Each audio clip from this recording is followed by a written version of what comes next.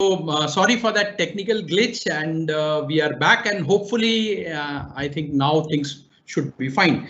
So Deepak, as I was sharing with you, it is actually very generous of you to say that the teachers put in a lot of hard work, which is true, but at the end of the day, it is the students who actually go out there and perform.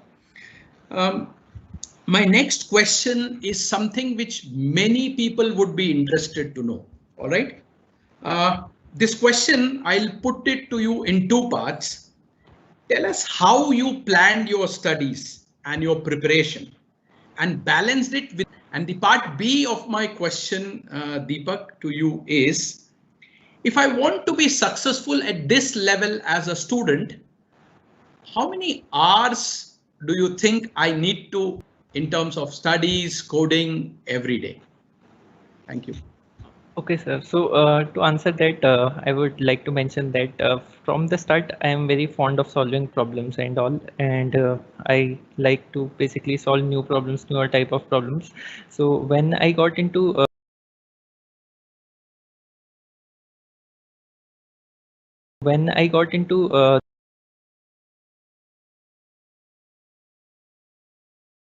the university, I got to know about the competitive programming thing, like where we get a lot of problems, and that's what I was looking for, like to solve new problems. And there was a huge variety amount of problems that needed to be solved.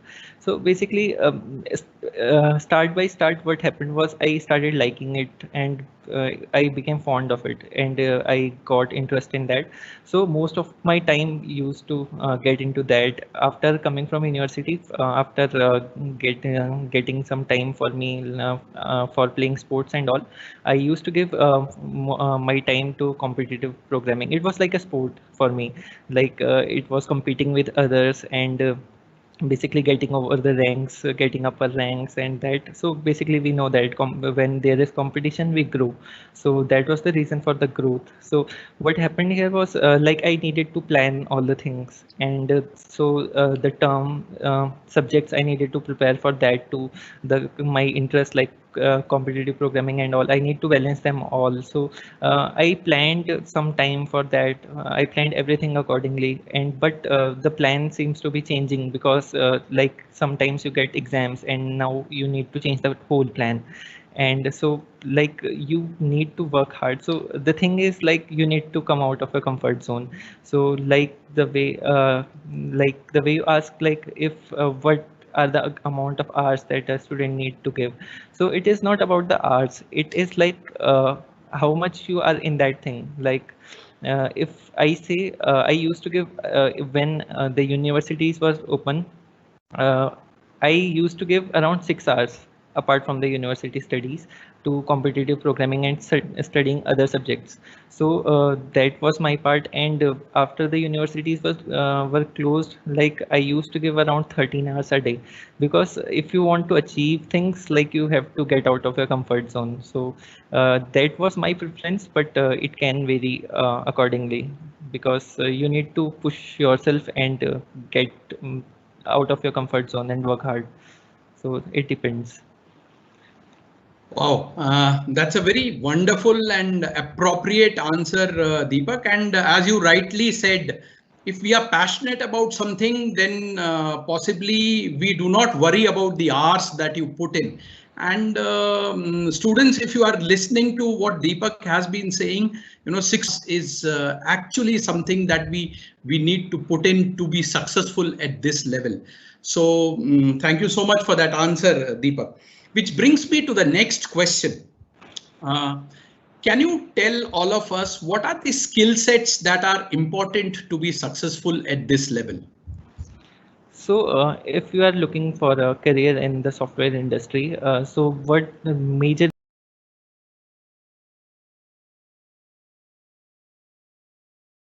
majorly most of the organizations nowadays, they look for problem solving skills, because all of the technologies that work, basically they are working on real life problems, and so they need some problem solvers. So what happens is that they test the candidates on the problem solving by giving So by taking a coding test and other things like that, so that should be that are very important, that you should have good problem solving skills. Apart from that, you should know what you are doing. Like if you are a computer science student, you should be knowing all the things that are related to that field or the core subjects and all. Apart from that, you should be having an basically a skill of hunger of learning new things and for growth. So that is the only things that are required nowadays to get into such MNCs. Okay, thank you for that information, Deepak. And before we get into the technical aspects of your success and your preparation, just a question to digress. You said that competitive programming was almost like a game for you, but you also mentioned that you did play some other games. What are the games that you used to play in the evening after college time, Deepak?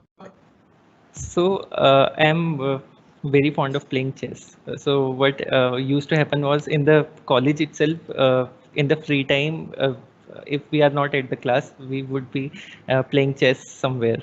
And I still remember some days, like in the weekend itself, there came some days like I am playing chess from the starting of the day to the end of the day. And apart from that, outdoor games, I really like badminton and played it a lot in second and third years. So that are the games that I played. Okay, so so passion is something which follows you everywhere you go, be it academics or be it sports. That's wonderful, Deepak, and a very apt message to all the youngsters who are listening to us. On this note, students, my dear friends, I would like to bring in my colleague, Mr. Akshay Rajput.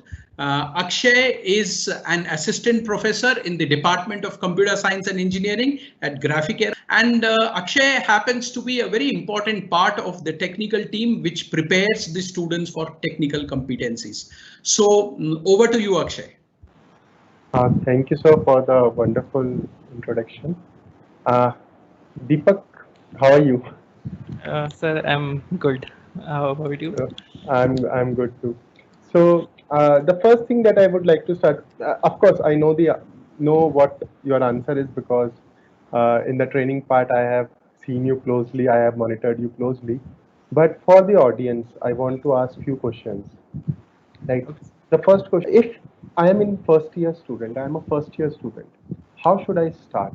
How should I go towards the world of programming or software development or competitive programming? How do I develop the skills of problem solving according to you? What should I do as a first year student, in the second year, in the third year, in the fourth year? I mean, suppose right now you know what you know right now, and I put you in a first year or second year or third or fourth. What will you do? How would you start? What new things you would like to do? Okay, sir. So to answer that, like in the first year itself, I explored many things. Apart from, so I was not involved in coding and all such competitive programming in the first year. So it was basically I was exploring other fields as well, because in the first year itself we get exposure of other fields, other branches as well. So I was exploring that. So after the first year, I wasn't sure. So I was not basically good. So I was good in coding, but some things were lacking. So I still remember the day our term exams were there, and I was not able to solve problems. And that day I felt like I'm not up to the mark at that day. So that was the transition point. So till that time, I was into the same scale as if anyone would have been just starting coding and all in the first year, because I was only knowing that much only till then. But after that, since like in the second year we get exposure, so in the first year we all know language now, a programming language. Now things start getting bigger after that. So in the what we are doing is like we are getting exposure of the particular branches. Like if we are in computer science, so we will be getting exposure of all the core subjects and all the things related to computer science. So here I would like to basically add is I started competitive programming from second year, starting of the second year. The things that I didn't did at that time that I would like to recommend is I didn't worked on projects at that time, and I was not looking for an internship at that time. But I would recommend all that they should be starting these things into the second year itself. So the second year, most of my part was in competitive programming, like a huge amount of time went into that. And apart from that, I used to learn many new languages and other core subjects, how things work and all that. So then comes third year. Now in third year, you get aware of some technologies, like you get aware of some like web development, machine learning, and that is some time when you get exposure of these things, and you like to basically work on them to understand them better, because they are in fashion nowadays, and everywhere we see machine learning, web development. So this is the right time to start with some good projects on these domains as well, because the more domains you should be working on different domains, because in the industry too you will have to work on some different domains. So this is the right time to start working on the projects, and same I started working on some domains like machine learning and web development at this time. So the thing was parallelly I was doing competitive programming. So in the 4 years in the apart from first year, I never left competitive programming. So that is a must. So that should be going on right parallelly with that. And after getting closer to the fourth year, the company starts visiting the campus, and that is the time where we should be prepared with all the core languages, because all the core subjects, because we are already taught that. And apart from that, you should be getting good grasp over the data structures and algorithms, which you can easily get if you do, because the projects are ready, and the core subjects are prepared. So the thing is basically you need to just start preparing for all the organizations that you wish for, and pushing yourself for getting all the information that like the pattern of the exams that these companies take. You should be aware of the opportunities that these companies provides, and slowly by slowly so fourth year is a huge amount of time, and the fourth year you have to do only one thing. You have to do just apply for companies, and companies come into campus, and just you have to just prepare and just go give the interviews. So this is how the 4 years should be to get at a good place and good organization. Very nicely explained.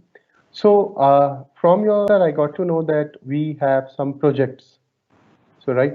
So, how important is a project in a company's interview? Means how many projects you should have? Should it be in some one particular domain, or it should be distributed? Or what weightage does the project have in a company's interview? Okay, so if we see if you have all the prerequisites that are required by the company, so how will you show that you know the things? So the things are how you are proficient at this language, this domain. So the only way to show that is projects. So if you have done some projects, it basically tells that you have worked on that language, worked on that technology. So they are the best thing. So they can provide your background, what things you have done in your 4 years. They show that.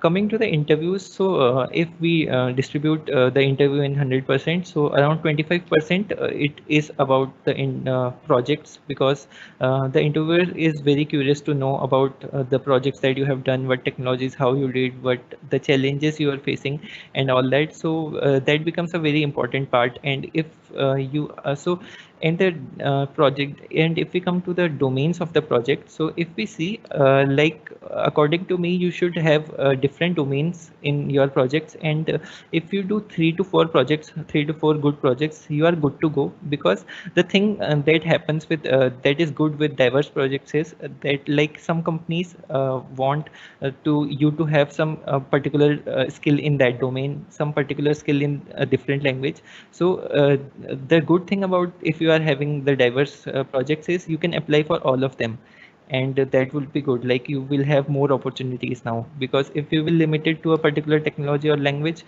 you might miss some opportunities which were not for that domain. So that thing I like to mention here.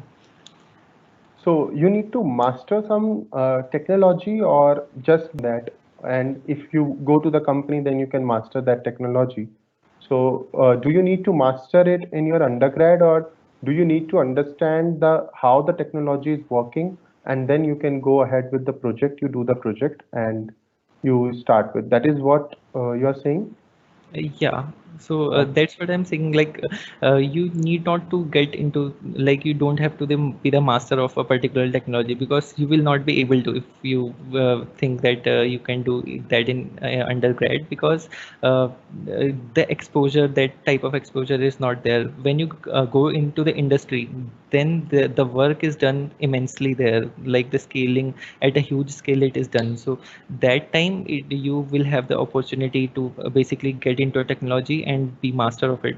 At that time it is right, but according, in my opinion, it is, at this time we should explore all the technologies, some of the technologies which are in trend, and follow that one, like which we think that which interests us. Okay, so my next question is, I am a student who is afraid of competitive programming. As soon as I start competitive programming, और मैं पहला question करता हूँ, on the very first question I get demotivated.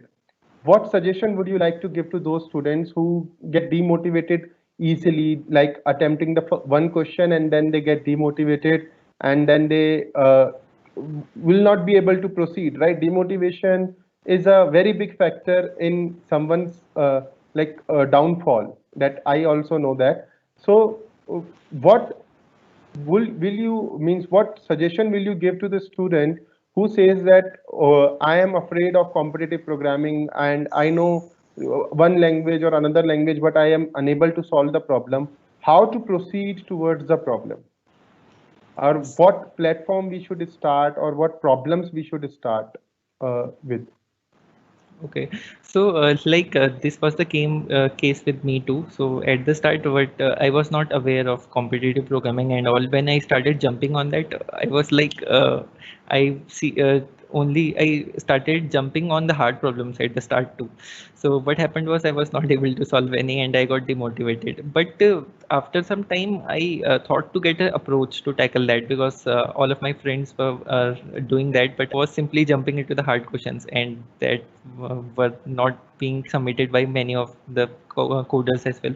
So what I did was I needed for a base for my skills. Like if we are having a good base, then we can have the building on it easily. So what I did was I started with the most easy questions, and I did around, since these were the most easy questions, so I was able to do around 20 in a day because they were very easy. So what I did was I did around very easy. So after doing that, I got in confidence, because the base was very clear. Now what are the things, the implementation pace and all that was were already done. So what used to happen, that was like now I have the base, now I can slowly move on to the harder problems. Like if I am doing easy problems, beginner problems at the start, then I can start doing 1 or 2 easy problems now. Now, since the easy problems basically uses the concept that were being used in the beginner problems, so that was easy to implement and all that. And simply pushing yourself and learning, like you should ask ourselves, right? What I learned today, what are the new things that I learned today? Basically, you should be hungry for learning, and that's the case. And you can basically excel in competitive coding. It is just like a sport if you enjoy that. And for the platforms, so I started with Hacker Rank and slowly moved to Hacker Earth. And after getting a good grasp over there, like I did Hacker Rank and Hacker Earth for around 1.5 years.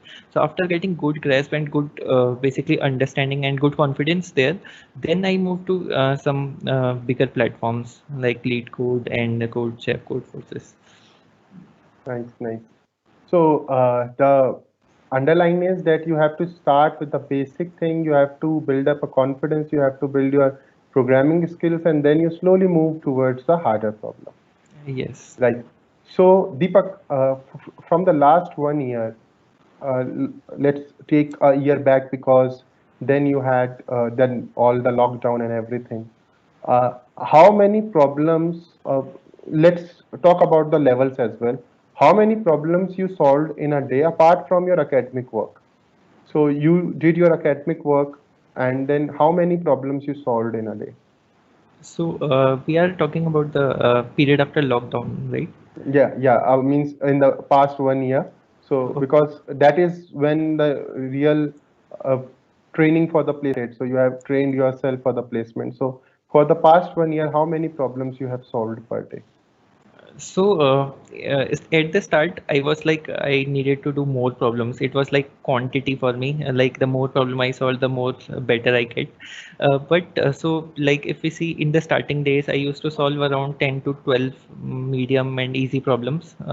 But slowly I came to know that I am not improving. I'm just doing quantity. I'm doing questions in quantity, and that is not improving me. So I started moving on harder questions and pushing myself. At there, I took more time in doing that question, and there were times that I was not able to solve any of them.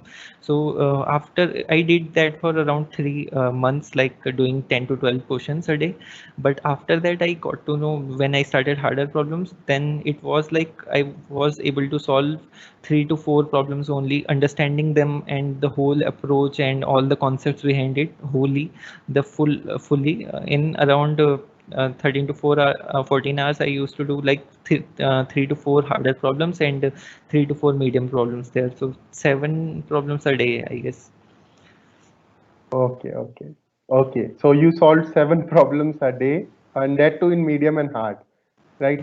So students, again, to the previous answer that you should start with the easy problem. Don't go with the three harder or four harder problems. You won't be able to solve them, and you will be just. And Deepak, towards my last question, because many students ask me this, which book to follow for the placement? So, according to me, there is no such book for regarding the placement. If it would have been, it will of the time. So there is no such book for the preparation. You have to the resources. If we see at this time, there are many resources available online. Also, the teachers, all the faculty members that teaches us in the university, they teach a lot great, and basically they teach very from the basic and to the hard level, the steps and how to improve the solution and all that. So that is also given in the faculties teaches us like that. Apart from that, like many websites are there which you can follow, like Geeks for Geeks and CP algorithms. There are many websites. So and also YouTube channels are there too. So these were the resources that I followed. Not such a book. Like I was not limited to a book as such. So one more question I can see a lot of students asking right now on YouTube, that which language you use to code? Oh, okay. So, so at the start, in the 12th too, I was having a C++, and I was not basically in touch with that in the first year. But in the second year itself, I started with C++, and till from there, I am doing C++. But after coming into the industry, I am just starting liking Java, and I'm starting off with that now. But C++ for competitive programming, C++ is a very nice language. I would recommend. Thank you. Anand sir, I guess we have some Q&As on YouTube as well. Yes, Yeah, Akshay, let's. I have some questions with me. Okay, you have written. Yes. Wonderful, sir. Wonderful. Please. Thank you so much for the questions, Akshay. Sure about everyone, but let me tell you, I am enjoying every bit of this interaction. It is absolutely wonderful, and for a new student, and think about somebody who is planning to get into computer science. This is such a valuable input. If I wish to take it in the right way, it is such a valuable input coming from somebody who has actually been there and done that. So wonderful, wonderful, Deepak. So I have few questions and I am going to ask them to you. My first question, which has been sent, is how to develop problem solving skills and how to master them in a short span of time. So to answer that, I would like to say, like, if you are developing a skill, it doesn't come overnight. You have to work hard and you have to give a lot of sweat and blood in it.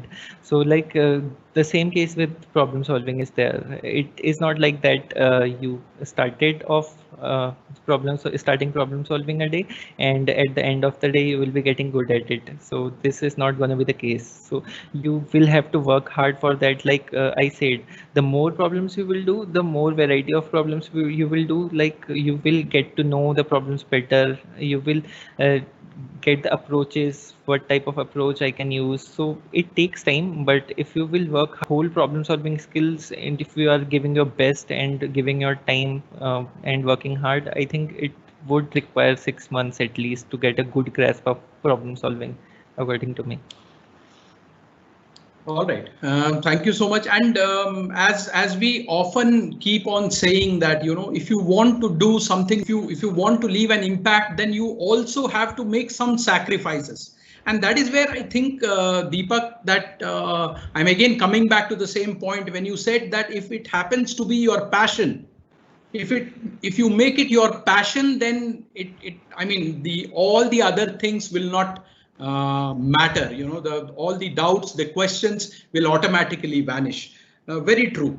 Okay, I have few questions. They are all related. So there is this student who is asking, I am in my second semester currently and development, which is more appropriate as of now.